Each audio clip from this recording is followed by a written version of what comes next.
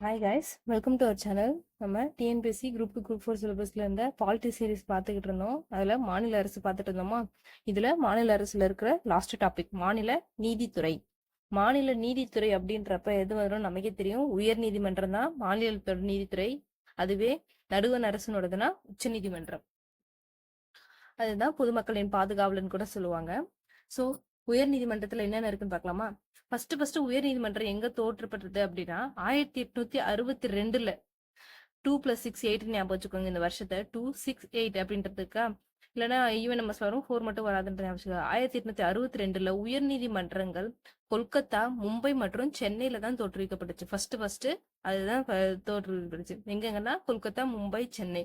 இதெல்லாம் previous year question நிறைய வாட்டி கேட்டிருக்காங்க. இந்த இயரும் ரொம்ப முக்கியம். ஓகேவா. 1950க்கு பிறகு தோற்றுவிக்கப்பட்ட உயர்நீதிமன்றங்கள் அண்டை மாநிலங்களுக்கு உயர்நீதிமன்றமாக விலகியது. அதாவது அதுக்கப்புறம் 1950க்கு அப்புறம் தோற்றுவிக்கப்பட்டது எல்லாமே அண்டை மாநிலங்களுக்கு உயர்நீதிமன்றமா தோற்றுவிக்கப்பட்டுச்சு அப்படின்னு சொல்றாங்க. ஒவ்வொரு மாநிலத்துக்கும் ஒரு உயர்நீதிமன்றம் தோற்றுவிக்கணும் அப்படின்னு சொல்லியிருந்தாங்க, சட்டம் வகிச்சிருந்தாங்க.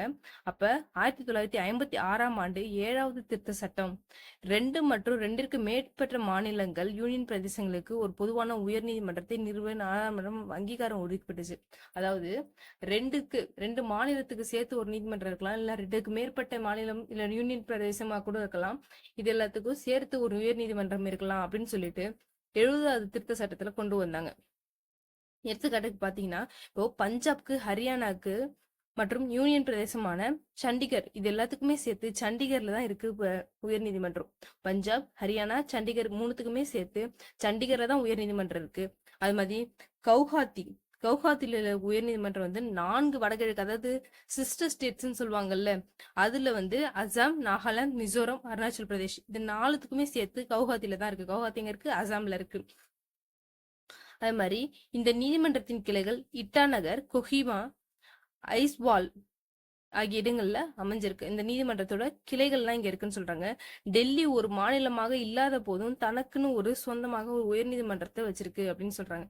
டெல்லி இப்ப ஒரு மாநிலம் கிடையாது அப்படின்ற கூட தனக்குன்னு ஒரு உயர்நீதிமன்றத்தை சொந்தமா வச்சிருக்கு அப்படின்னு சொல்றாங்க.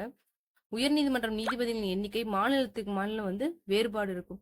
இப்ப இதுதான் வரும், இதுதான் வராது, இத்தனைதான் இருக்கணும் அப்படின்றது கிடையாது. ஒரு மாநிலத்துக்கும் அவங்க தகுந்த மாதிரி வேற வேற மாதிரி இருக்கும். தற்போது இந்தியாவுல 28 மாநிலங்கள் 2019 ஜனவரியில் தோற்றுவிக்கப்பட்டு அமராவதியில் இயங்கும் ஆந்திர பிரதேசத்தின் புதிய உயர்நீதிமன்றத்தை சேர்த்து மற்றும் 9 யூனியன் பிரதேசங்களை சேர்த்து 25 நீதிமன்றங்கள் இருக்கு அப்படின்னு சொல்லியிருக்காங்க. ஓகேவா.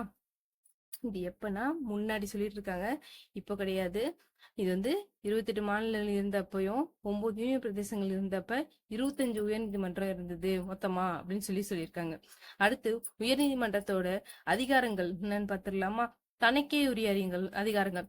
சென்னை, மும்பை, கொல்கத்தா நீதிமன்றங்கள் தங்களுக்கென நீதி வரையறை அதிகாரங்களுடன் மேல்முறையீட்டு வழக்குகளை விசாரிக்கும் அதிகாரங்களையும் பெற்றிருக்குது.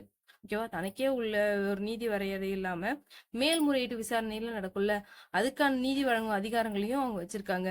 அதே வேளையில மற்ற நீதிமன்றங்கள் பெரும்பாலும் மேல்முறையீட்டு வழக்குகளை விசாரிக்கும் அதிகாரங்களும் பெற்றிருக்கு.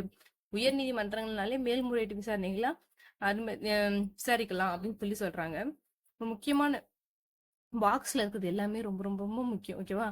1862ஆம் ஆண்டு ஜூன் 26ஆம் நாளில் விக்டோரியா மகாராணி வழங்கிய காப்புரிமை கடிதத்தின் மூலத்துலதான், விக்டோரியா மகாராணி இருக்காங்கல்ல, அவங்களோட கடிதத்தின் மூலமா தான் சென்னை, மும்பை, கொல்கத்தா ஆகிய மாகாணங்கள்ல உயர்நீதிமன்றம் தோற்றுவிக்கப்பட்டுச்சுன்னு சொல்றாங்க.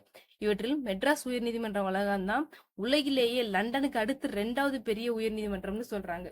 லண்டனுக்கு அடுத்து உலகிலேயே ரொம்ப பெரிய விஷயம் இல்ல, சென்னையில இருக்குல்ல அந்த உயர்நீதிமன்றம் தான் இருக்கிறதுலே பெருசு அப்படின்னு சொல்றாங்க. ஓகேவா.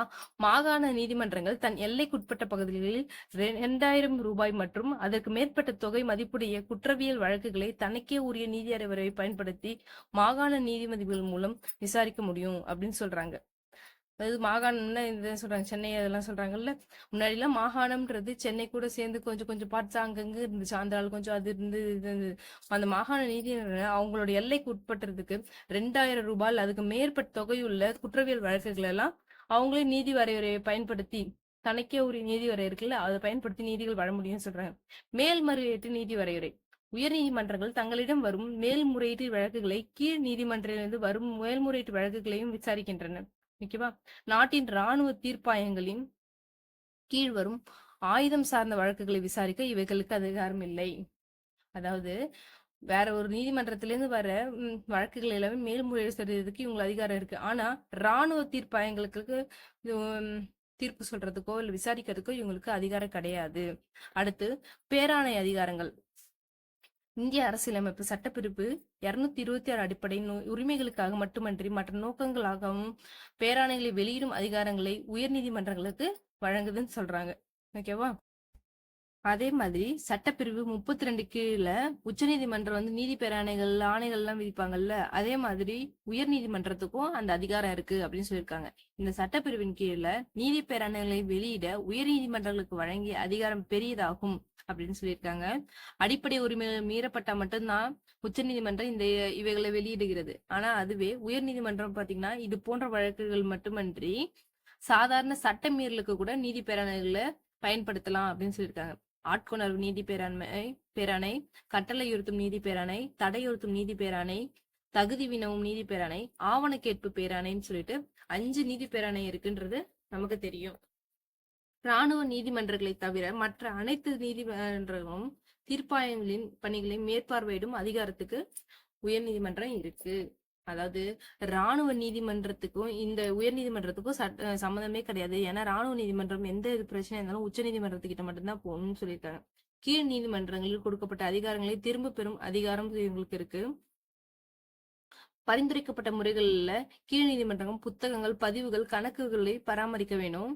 ஷெரீப், எழுத்தர்கள், அலுவலர்கள் மற்றும் சட்ட வல்லுநர்கள் ஆகியோருக்கான கட்டணத்தை செலுத்துதல் போன்றவற்றையும் குறித்து இது வந்து தீர்மானிக்குதுன்னு சொல்றாங்க. ஆவணங்களின் பாதுகாப்பு பெட்டகம் அப்படின்னா உயர் நீதிமன்றத்தால் வழங்கப்பட்ட அனைத்து முடிவுகளும் தீர்ப்புகளும் வந்து அச்சடிக்கப்பட்ட சான்றாதாரமாக பாதுகாக்கப்படுகிறது. எதுக்கு அப்படின்னா எதிர்காலத்துல வந்து ஏதாச்சும் தீர்ப்பு கொடுக்க முடியாத ஒரு பிரச்சனை இருக்கு, ஒரு கேஸ் இருக்கு அப்படின்னா கடந்த காலத்துல இருந்து அவங்க ரெஃபர் பண்ணி கொடுப்பாங்க. அவ்வளவுதான் இது கொடுத்துருக்காங்க. மாநிலமும் முடிச்சாச்சு. நம்ம ரொம்பவே ஈஸியா தான் இருக்கும். எல்லாமே லைன் பை லைன் நல்லா படிச்சுக்கோங்க. இதோட புக் பேக் கொஸ்டின்ஸ் வந்து அடுத்த வீடியோல பார்த்துலாம். அதுக்கு அடுத்த வீடியோல வந்து நம்ம வேற டாபிக் மூவ் ஆயிடலாம். ஓகேவா? ஃபார் மோர் இன்ஃபர்மேஷன் நம்ம சேனலை சப்ஸ்கிரைப் பண்ணிக்கோங்க, ஃபாலோ பண்ணிக்கோங்க. தேங்க்யூ.